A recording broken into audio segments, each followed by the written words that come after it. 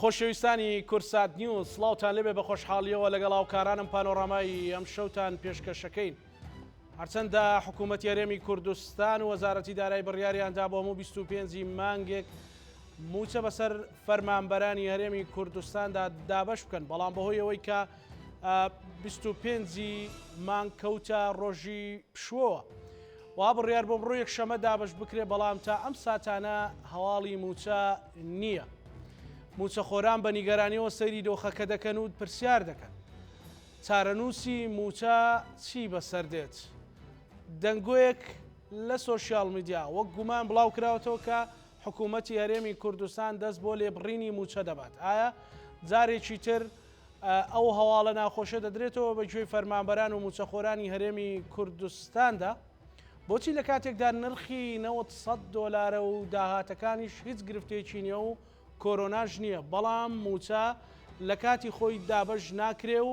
موچەخۆران بە گومانەوە دەڕوانە ئایندەی موچەی مانگانە و بژێوی ژیان و گیرفان و حاڵ و گوزەرانیان. پرسیار لە بەڕێز عەلی حەمەد ساڵح سەرۆکی لیژنەی وزە و سامانە سروشتەکانی پەرلەمانی کوردستان دەکەین. هۆکارەکانی یاخود ئەوانەی کە حکوومەت نایڵێت بزانین بە دوواداچوون و زانیاریەکانی بەڕێز کاک عەلی چیمان پێ ئەڵێت. میوانی ئەم شەوی پانۆڕاما بەڕێز عەلی حەمەد ساڵح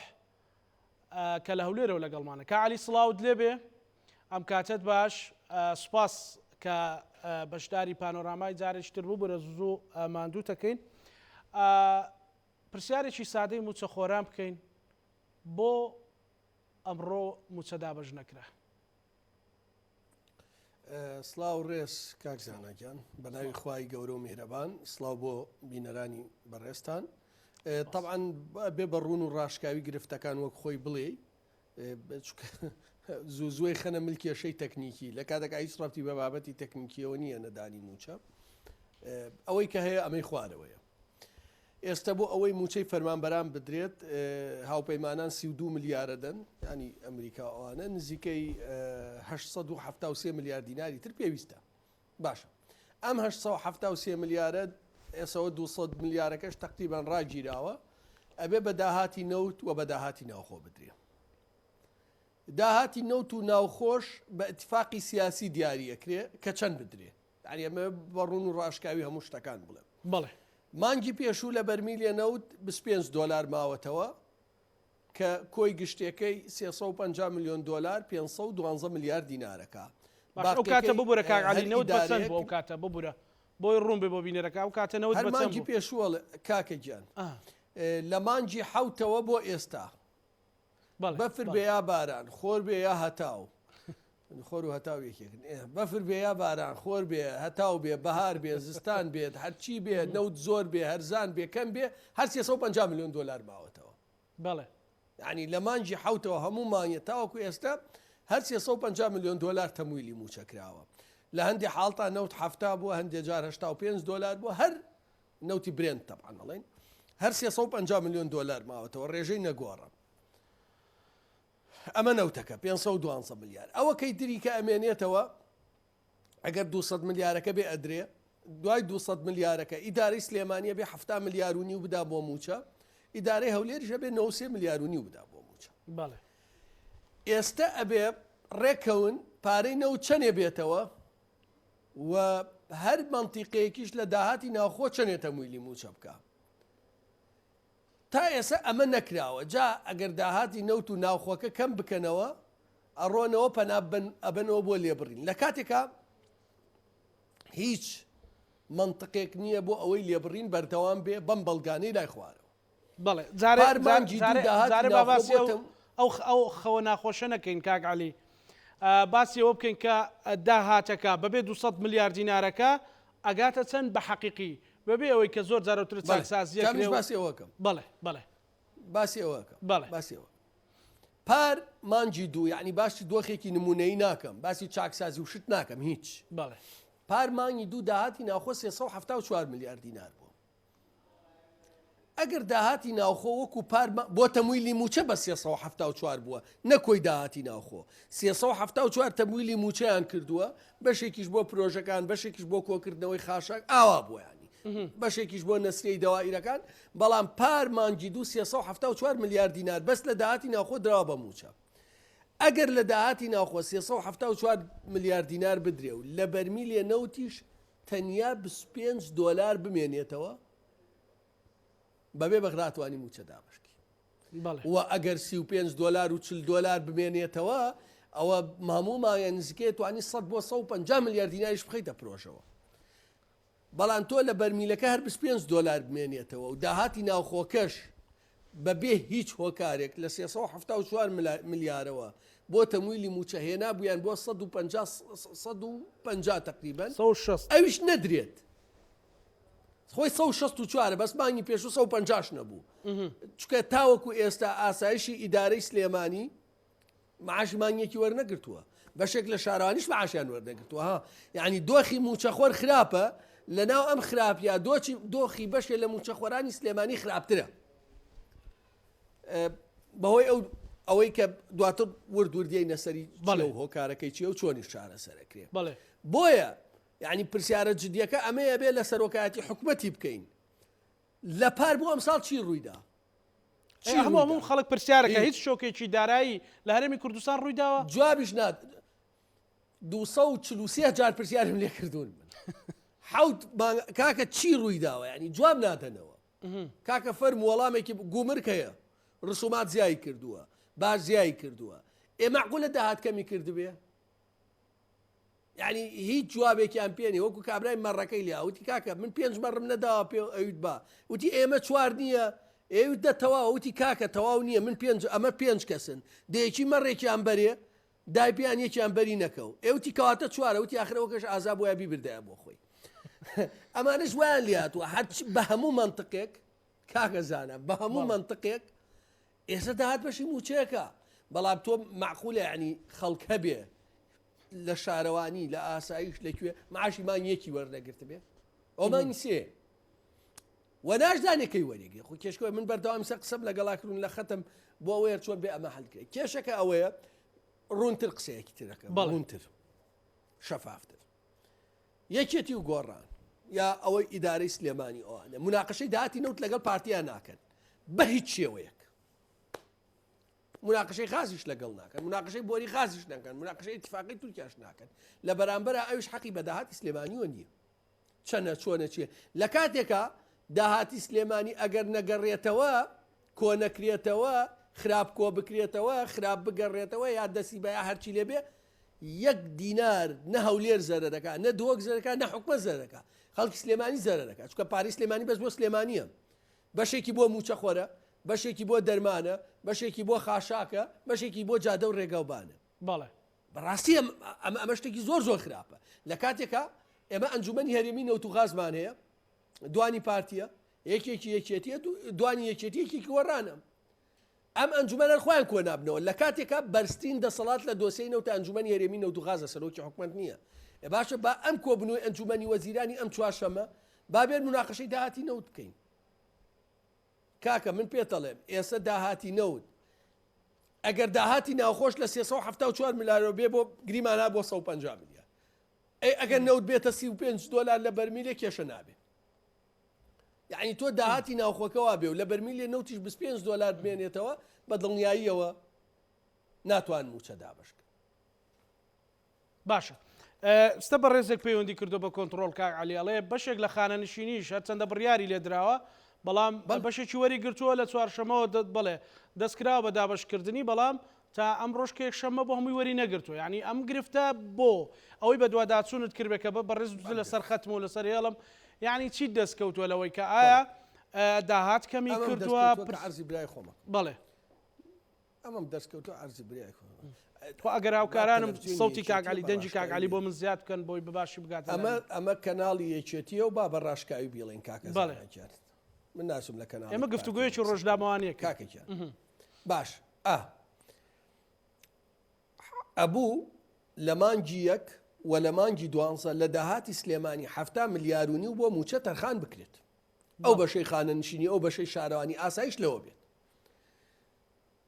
داهاتی مانگی 12 سلێمانی 180 ملیار دینار بوو. بەس کارەبا 73 ملیار بووە. باشماخ و پەروێزخان و گومرگەکان دیسکەی 50 ملیار بوو. ئینتر گومرگ و ئەوانە لێگەڕێ. معقولە تۆ داهاتت 180 ملیار دینار بوو بێ، نەتوانی بێ 70 ملیار بدەی بە موچە. هەردوو مانکە کەڵەکە بوون. ئەم مانگ ئەو مانگ مانگی پێشوش. واتە لەو 70 ملیارەی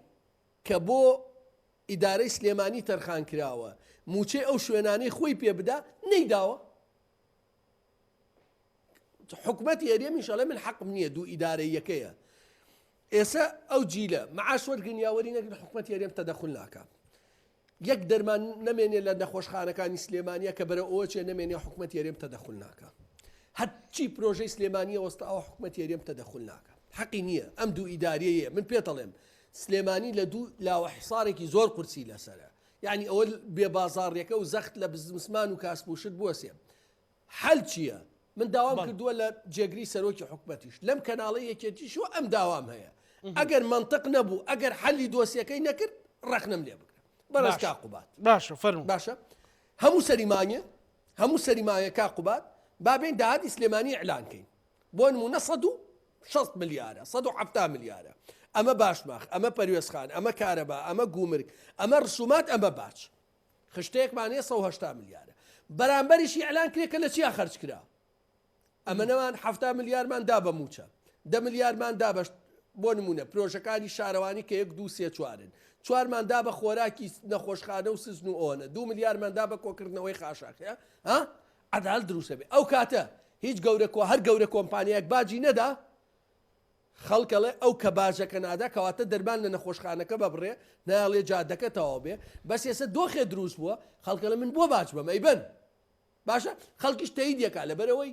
ئەم شەفافیەتە نییە کە من عەرز دەکەم. ئەو کاتە لە بری حکوومەت خەڵک زەختەکە لەوەی کە گەورە کۆمپانیەکان نابێ خۆیان لە باج بدزنەوە چکە کە ئەو خۆی لە باج دزیەوە خاشاک کۆ ناکرێتەوە دەرمان بۆ نەخۆشخانەکان دابین ناکرێت. بەڵام ئێستا من بە بەڵگەوە بڵێم 180 ملیارە و 70 نادرێ بە موچەوتر ئایا ئەمە چەکی پێسپی کراوەتەوە بەکارێنرا نازانرێ و حکومەتیش هیچ ڕوونکردنەوەیەک نادا. باشە من پێتەڵێم ئێستا زەخت لەسەر تێکڕای موچەخۆرانە و لە ناو موچەخۆرانە کاکین لە منی وەرگرە ئەم تەلەڤیزیۆنە هی یەکێتیە من کاتان لێ یەکەم سلێمانی لە دۆخێکی زۆر خراپە کاکە. ئێستا بڕۆ سنووری چەمچەماڵ زبل و خاشاک بۆنی نەخۆشی بڵاوە بێتەوە بڕۆ سەیسایق عینیشت یعنی تۆرە خاشاک کۆ نەکرێتەوە هەرچی پرۆژەیە وەساوە 1-2 خەبەرمان بیستووە لەم لاولا زەخت لە بازرگان بکرێ. ئێستا 2 کەس حاکمن لەم مەنتیقا خۆی نییە یعنی ئەمانە حەلکەن داهاتەکان ڕێک کۆکەرەوە دەرفەتی کار بڕەخسێنن خەڵک ئاشکرێتەوە ئەمانە چکە ئەم دۆخە بەرەو خراپترە چیە یعنی دڵنیا بن بەرەو خراپترە چێ سە من شتێک مەبیست کاکە خۆ من ئێستا من یەکێتی نیم وانە قەتش نابمە یەکێتی والله کاکە خۆتان بە دیداری یەکێتیوە حەڵین مەکەن ئەتانوێ یەکێتی بە قوتکەن بڕۆ لە ناو جەماوەرە ئیشکە لە ناو جەماوەرە چۆن ئیشەکەی ژیان و پێداویستەکانی خەڵک دابین کە بەم فۆرمەی بۆم باس کردی دڵنەوەی ئەینات خەڵک کەی مشکلێتی کێ مەسوول باڵبەندە ئۆرگان ئێوە تەواو حکومەت و حزب تێکەڵ بووە دوو ئیدارەیەکی 100% ژیانی ئەو خەڵکە کەسابەتی بازاڕی بزنسی بازرگانی گەورەی ئەوەی وای لێ دێ وا بڕوا لە منی وەرگرە ئەوەشی سەرما و بازار و کەسابەتێکی پێست لێبانی بەجێ دێڵێ ئەڕوا بەرەو جنوب باشە کاکعلی بۆ باشە ڕەنگەوە ئەوەی دیداری سلێم ببوورە دیداری یەکێتی ڕەنگەوە کاروبارێکی حەزبی بێ و پرسی حکوومەتیش خۆ مەسەلەن ڕانەگەێنراوە چی ئەڵێ لەو 170 ملیار دینار تێکەڵ بووە جیا ناکرێتەوە چی ئەڵێ لەو 170 ملیاری کە داهاتیان لەو 180 ملیاری ماگانە داهاتە چۆن ئێستا مەسەلەن من زانیاریم هەیە ئەم مانگای یەکەم سار 70 ملیار دراوە دوایی بانکە یاشتی 5 ملیاری تریشی تەمویل کردووە بۆ موچە کراوەتە 75 ملیار یعنی چی مەسەلەن ئەی نابێ بچێ بۆ خستەخانەکان مەسەلەن بەشێک لە خۆڵ و خاشاک بۆ لە ڕاپەڕی لە گەرمیان پارەکەیان دراوە ناچێتە ئەوێ لە ڕاپەڕین 300 میلیۆن ڕاپەڕین 300 میلیۆن دیناری بۆ سەرف کرا گەرمیانی 300 بەخوا ناگاتم ئەزانین چۆن کاک زانە ئەم شتە گرفت هەیە ئەبێ حەل کرێ لیژنەش دروست کە ئەمە بەوە ناکرێ یعنی تەواو ئەبێ بە دوو ئیدارەی مامەڵی لەگەڵ بکرێ ئێستا دوو ئیدارەیەکی 100%. پارەکەی نەوت کە دێ 512 ملیارە 43 بە 53 حەوت دابەشەکرێت دابەشەکرێت. 43 بۆ ئیداری سلێمانی بۆ موچە خۆرات 57ش بۆ هەولێر باقیەکەی موچە هەر منتیقێ و هی خۆی دابینەکە پرۆژەی هەر منتیقێ و بۆ خۆیەتی باشە دەرمانی هەر دوو ئیدارێکی سەد بەخوا کاکە گیان ئەنجومەنی وەزیران زیادە سەرۆکاتی هەرێم زیادە سەرۆکاتی پەرلەمان زیادە ئەم وەزارتانە هەمووی زیادە شتێ نییە ناوی خەزێنەی یەکگرتوو بێ ئەمە واقعە ئەمە واقعە ئەبێ بەم واقعە خەڵکی سلێمانی من پێتەڵم خۆ من بەعلەنی ئەڵێ مەڵم حکوومەتی هەرێم حەقی بە خەڵکی سلێمانیوە نییە نقطە سەری دێ جادە هەبێ نەبێ دەرمان هەبێ خاشاک ئەبێ لە داهاتی سلێمانی خۆی بێ کەواتە واقعە ئەم داهاتە ئەبێ بە شەفافی کۆ بکرێتەوە و ئەبێ بە شەفافی خەرج کرێ باش سلێمانی بە کۆی ئەوانەی کە بە خاڵە سنووریەکان بە هاتوچۆ بە کارەبا بە ئاو بە هەموو ئەوانەی کە کۆکرێتەوە بە زەریبە هەر 180 ملیارەیە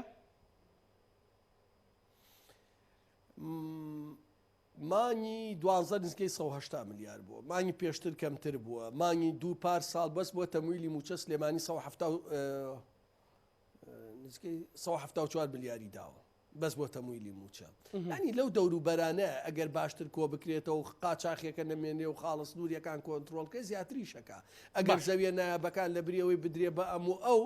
بە قانونی فرۆشتن و بەکرێدانی مڵک و ماڵی دەوڵەت بکرێ باش ئەزانین چۆنەکە ئەمە من لە یەکشت لێرە ڕوونکە بوو باش کۆمپانیا گەورەکان یا هەر یەکێک نەڵێ پارە بۆ بدەم بچێ بۆ پارتی و بچێ بۆ بنەماڵی بەرزانی و بچێ بۆ حکوومەت لە سلێمان نایە وەک چۆنی هەولێر و دۆک نایە بۆ سلێمانی بەڵام ئەبێت لە سلێمانیوە دڵنیاییە بدرێ بەمانە ئەوش بە شەفافە دەدرێ ئەگەر کۆمپانیا باج بدام باشە بۆ خزمەتی گشتی باش ئەگەر بەڕێکوپێکی گومرگ داهات کۆکرێتەوە ئەم داهاتە بۆ خزمەتی گشتیە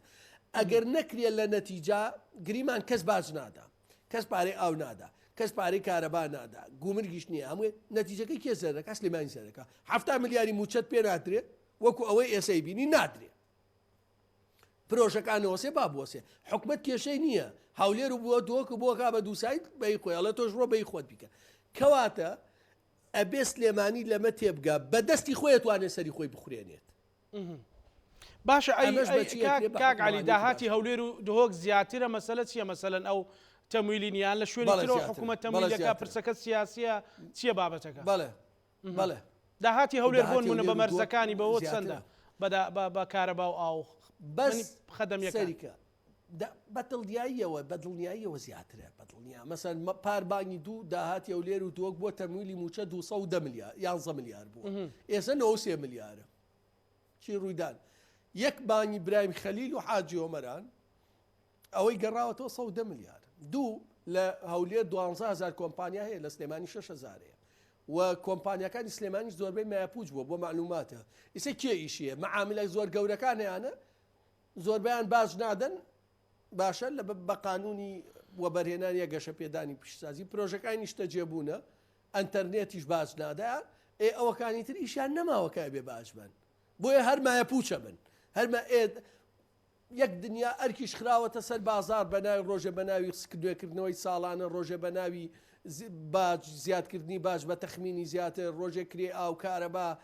تابلۆ ئەنواعشت بێ بازارێکی گەورەش دروست بووە لە تەنیشت ئەمەوە یعنی من پێتەڵێم ئەمە قسەیەکی دڵسۆزانەیە بۆ ئەوانەی حاکمی سلێمانین سلێمانی پێویستی بە مراجعەیەکی جددی هەیە زۆر مامەڵەکردن لەگەڵ بازرگان و کارگەکان و ئەوانە بۆ باشتر کۆکردنەوەی داهات یعنی زین چۆنە ئەبێ خەڵک دڵنیاییەکی هەبێ کە پارەیەکەدا ئەم پارە بۆ خزمەتی خۆی بەکارێتەوە تێگەی نەک ئەوەی بەعلەنی بڵێ من بۆ کرێ بدەم من بۆ پارە بدەم کە ئەبرێت ئەمە لە سلێمانی لە زانکۆکان مسێجە ڕوون بگە باش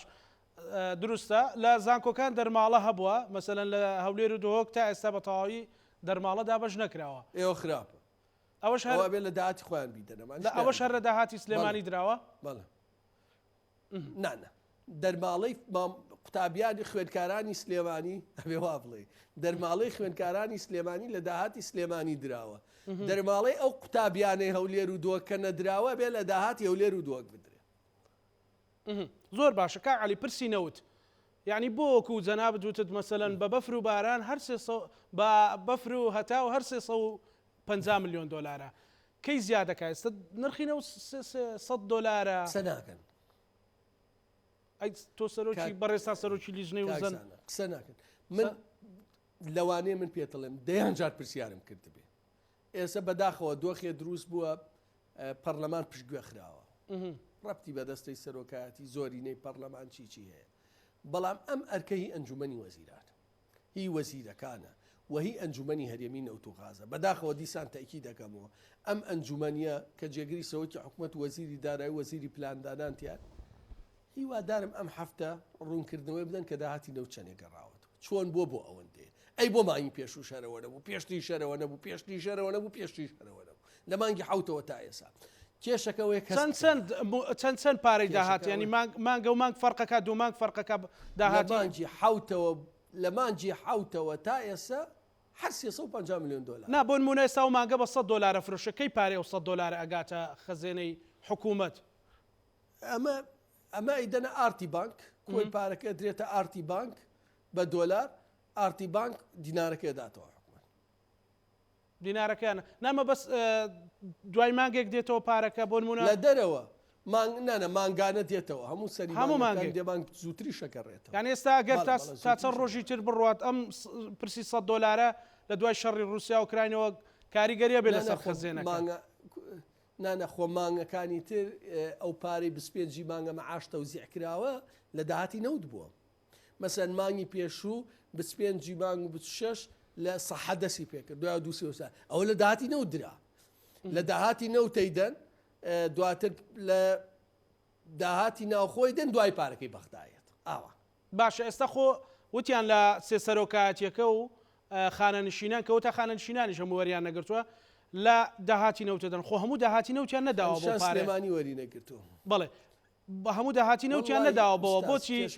بۆچی ئەمڕۆ دەست بە دابشکردنی موچە نەکرا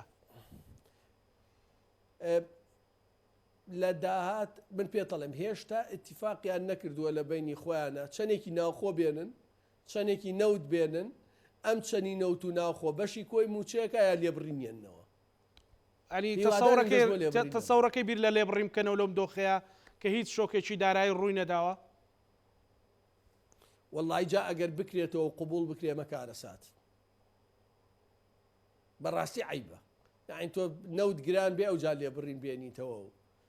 باشە جوڵەی بازرگانی باشە و باج و ڕسومات هەیە ینی منطقی تیانە بەڕاستی هیچ منطقی تیان قسەکەی کاگاشتی هەورامیە ڕاست نییە قسەکەی نانە بۆستە منەمێ ئەمە بڵێم خەریکە ئاشتی هەورامیە کرێتە پاڵەوان ئاشتی هەورامی ویستمەوە بیر ئەڵێ نەوت بێتە $100 ئەوە زۆر لە دڵبا بوو ئاشتی هەورامی کە ئەڵێ نەوت بێتە $100 نانا ڤیدۆکە شتێکی زۆر خەتەرەڵێ شتێکی ناڕاستگویانێڵێ شتێکی ڕاستگویانە ناڵێ ئەڵێ کە نەوت بێتە $100 بەم شێوە بەردەوام بین هەر کێشەمانە بێت مەبەستی ئەوە نییە نەوتەکە خراپە داهاتی ناگەڕێتەوە مەبەستی ئەوەیە موچە زۆرە تێگە کە لەو کاتە 800 ئەوە نەبووە 850 ملیار دینار کەمتریش بووە بەڵێ 830 ملیار دینار بووە لەو کاتەشە کە ئەڵێ $100 830 ملیار دینار بووە بە داهاتی ناوخۆ لە بەرمیلێ نەوت $30 بمێنێتەوە کێشەی موچە چارەسەرە بێ بۆ چ نا مەبەستی ئەوەیە طبیعیە نەوت هەر ئەوە نەکەم بێتەوە ئەبێ موچەی خەڵک کەم کرێتەوە واتە ئەو فۆرمەی کە ئەو باسیەکە موچەیە نەک خەڵک بۆ هیوادارمەوە ڕاست بکرێتەوە زۆر باشە چارەسەر ئەمەی بەسەرمانایەت پەنی ئەوانە بە چارەسەر چی ئێوە دوو سپەی پەرلەمان دەسەکاتەوە بە وەرزی وڵاتیان وێران کرد باشە سێشەممە دەستەکەنەوە بە وەرزی یاسادانا لە پەرلەمانی کوردستان چیەکەن بۆ ئەوەی بتوانرێت کە هەرێمی ینی بە پێشنیاز بێ بە فشار دروستکردن بێ بەوەی کە ڕێکەوتنێکە بێ کە موچەی خەڵک دابش بکرێت و چیتر ئەمە نەبێ بە خەبەر و بە بەرنامەی تەلەڤیزۆنی ئێمە جوودی خۆمانەکەین بەڵام لێ نەشار چارەسەرچی ئەم پێکاتە و دەستەی سەرۆکی پەرلەمان و ئەوانە پێم وانە پەرلەمان بتوانێت هیچ فشارێکی جددی لە حکومت بکە و دۆخی واشی لاتوە هەر وەزیرەکانی حکومەتە ناین بۆ پەرلەمانیش بۆ دانیشتنی پەرلەمان بێن قسە لەسەر نەوت و لەسەر خاڵە سنووریەکان و لەسەر قاچاخی و لەسەر ئەم دۆخە خراپە بکەن بۆیە شتی گەورە بەم پەرلەمانە هەڵمەست ومێدی گەوری نابێ پێ 200 ملیارەکە ئەنجومەنی وەزیران ئەبێ زەخت لە حزبەکان بکرێ حزبەکان بچن لە ئەنجومەنی وەزیران قسە بکەن 200 ملیارەکە چارەسەری ونە جارێ و دیار نییە ڕوون نییە کەس لەو بارەیەوە قسە ناکەم خۆم وەک ڕۆژنامە زۆر هەوڵمدا زانیاریم دەستکرد زانیارێکی ئۆتۆم دەست نەکەوتووە سبەی چوار سەرۆکاتێک قسەی لەسەر ناکرێن کۆکەنەوە بێگومان چوار سەرۆکاتێکە کۆبنەوە کاگعلی لەبارەی بڕیارەکەی دادگای فێدراڵی کە پەیوەندی بە نەوت و غازەوە هەیە باشترین دەرچە و باشترین ڕێگا بۆ پرسی نەوت و غاز لە هەرێمی کوردستان کامەیە زانە ئەم قسەبا بۆ مێژوو بمێنێتەوە بژاردەی عەقڵانی ئەوەیە سوود لە ئەزمموی ئۆکرانیا وەرگین پشت بەستن بە تورکیا وەستانەوە بەرامبەر عێراق بۆ ئێمەمانان نەتیجەی باشی نابێت حەلی دروست ئەمەیە باش منی سەر شتێ باسەکەم بزان زەرەری ئەمە چییە بەڵێ بە شێوەیەکی عەقڵانی مامەڵە لەگەڵم قەرارا بکەین بەسەر چاو هەرێمی کوردستان قەرارەی قبوڵە فەرموو بێن خۆ ئەوان سوپا نایارن بۆ کێڵگە نەوتیەکان چاودێری ڕقابە پیاچوونەوە بە عەقد بە چیەکەن بیکەن طبعا ئەوان عەقدی بۆریان قبوڵ نییە ساڵە بووە لە ساڵ سوێکی پارەین و بۆ بۆری چووە مراجعی عەقدەکەی باشە بیکە ئێمە مراجعی فرۆشتنەکەی بیکە چیەکەی بیکە ئێستا ئێمە لە 350 میلیۆن دۆلارمان بۆیێتەوە ئەو کاتە 600 میلیۆن دۆلارمان بۆ بگەڕێتەوە چ زەرەرەکەین خۆ سوپای عێراق نەیان وڵاتە داگیرکە باشە گریما قبوڵ نییە و ڕوبەڕوێ بیتەوە ئەمەد قبوڵ نییە ناچتە مفاوەزاتەوە فەرموو بابێن بە هاوبەشی بە پێکەوەی ئەوە عەقدەکانمان هەمووی بخەینە بەردەستیان چیەکەی یعنی ئەگەر عێراق سەخت لە تورکیا بکە لە کۆمەڵێک وەرەقەی فشاری بەدەسەوەی لە ڕێی بانکی دەولی لە کۆمەڵە فشاری بەدەسەوەیە باشە ئەوە جگەلەوەی 1-2 حەقلیان نەتوانێت کێشە دروستکەوانە ئەگەر تووشی ئەم کێشە بووی موچەشی و پێ نەدرێ هەرێمی کوردستان تووشی دۆخێکی خراپ ببێ ئەمە کەی بشاردەی دروستە بۆیە هیوادارم بەداخەوە ینی هەستەکەی ئەوانەشی دانیشن لەگەڵ سەرۆکی حکومەت و سەرۆکی هەرێما زۆر جاقە وەکو بەیانەکەی ئەنجومەنی وەزیران هەمان قسەی ئەوانەکەنەوە پێت وایە عێراق جددیە بێ لە دوای بڕیارەکەی دادگای فێدراڵی کاک عەلی عێراق جددیە بێ سیاست بە پێم وایە ناکرێت ئۆکرانیا شاوی تۆ بڵێ رووسیا پەلاماری ئۆکرانیا بدا چۆن لە جەرگی ئەوروپا وڵاتێ دێ وڵاتێکی تر داگیرەکە کراش بەڵام تەسەوریان نەکردبوو کاکە ئەمریکا نایە لەسەر تۆ ڕوبەڕووی رووسیا بێتەوە و حربی عالەمی سێم هەستێ تورکیاش نایە لەسەر ئێمە پەلاماری عێراق بە ئەبێ ئەمە بێ بەڵ ئەمە کارتێکی قانونیە ئێستا بەکاری نایانێ 3 مانگکە بەکاریانێ 3 مانگی تر بەکاری نایانێ 6 مانگی تر نەخێر لە یاسای بوجا یعنی تۆ ئەبێ ورد دراسی ئەمە بکەی من بەرپرسانی هەرێم بم بەبراوە لەم کەیسە دەرەچۆ باش بۆ ئەوەی کە فەرمانبەران ڕەنگە خەڵکێکی زۆر ئێستا بینەری بەرنامەکە بێت و چاوەڕوانی ئەو بکا کە ئایا موچە چی بەسەر دێت دوای زانیاری کە تا پێشەوەی بێتە بەرنامەکە پێت وایە چۆن دەستەکەن بە دابەشکردنی موچەی مانگی شوبات پارەی نەوتیان لایە داهاتی ناوخۆ نەگەڕاوەتەوە ئی مانگی 2 دیناری و ئەسڵەن سلێمانی داهاتی نییە بیدا ئەڵێ هێشتا معاشی ئاسایش و شارەوانی و بەشێ لە خانە نشینی مانگیەکیشم نەداوە بەڵام داهاتی نەوت هەیە ئێستا لە بینی خۆیانە لە مناقەشان چۆن معاش بدەن چۆن معالەجەیکەن 2000 پێت وایە چی بەسەر دێت چی بەسەر وڵات دوجار نابێ قبوڵیکەین هێزە سیاسیەکان میدیا کۆمەڵگەی مەدەنی موچە خۆران بەڕای من نابێ قبوڵیکەین قبول کرێ کە لێبڕینی موچە بێتەوە من پرسیارێترەکەم کاکزانم بە منطق لەم کاتان نەوت لە ئاستێکی زۆر بەرزایە یعنی ئاستەکەی زۆر بەرزەوە نزیکەی 94 بوو مڕۆ لە بینی 90 بۆ 100 یاریەکە باز و ڕسومات لەسەر خەڵک زۆر سیایی کردووە جوڵەی بازرگانی زۆرە وایە ئەگەر ئێستا نەتوانی موچەی خەڵک بدەی کەواتە قەت ناتوانی کەواتە حکومەتە شکستی خواردووە و باشترین شتەوەیە دەست لە کار بکێشێتەوە ئەگەر نا یعنی من دۆخی لەمە نموزەجی تر ئەستەمە بێتە پێشەوە بەڵێ دوا سەرنجی کاک عەلی بنەمەوە و چەند خولەکەی ماوە لەگەڵ میوانێک لە خارکۆف باسی ئۆکرانیاش بکەم دواسەرنجی بەڕێزت بۆ لایەنە سیاسیەکان بۆ حکوومەت بەڕاشکاوی دواسەرنجی من بۆ ئەنجومەنی وەزیران ئەمەیە بەداخەوە لە کۆبنەوەکانی ئەنجومەنی وەزیرانە باسی ئەو کێشانە ناکرێت کە ڕەبتە باسی شتی زۆر وردەکرێت باسی نەوت ناکرێت هیوادارم ئەمجارە باسکە باسی داهاتی ناوخۆ ناکرێت جوابی ئەو پرسیارەی کە من و تۆ وتمان چی ڕوویدا باسی ئەمانە ناکرێت و وەڵامی خەڵکی کوردستان بدەنەوە و بە تایبەتی دواپەیامیشم بۆ جێگری سەرۆکی حکوومەتەوەیە سلێمانی گوناحە شانی ئەمە نییە بەڕاستی. بەڵێ زۆر سوپاس بۆ بەڕێز عەلی حەمە ساڵح سەرۆکی لیژنەی وزە و سامانە سروشتیەکانی پەرلەمانی کوردستان کە لەو بەشەی پانۆرامادا لەگەڵمان بوو بۆ چاوتێکردنی هۆکارەکانی دابەشنەکردنی موچە و ئەو دڕدۆنجی و قەلەقەی لای موچەخۆرانی هەرێمی کوردستان هەیە بە هیوایەوەی کە لە ڕێگەی بەڕێزیانەوە توانی بێتمان زانیاری ورد لەسەر پرسەکە بخەینەوە.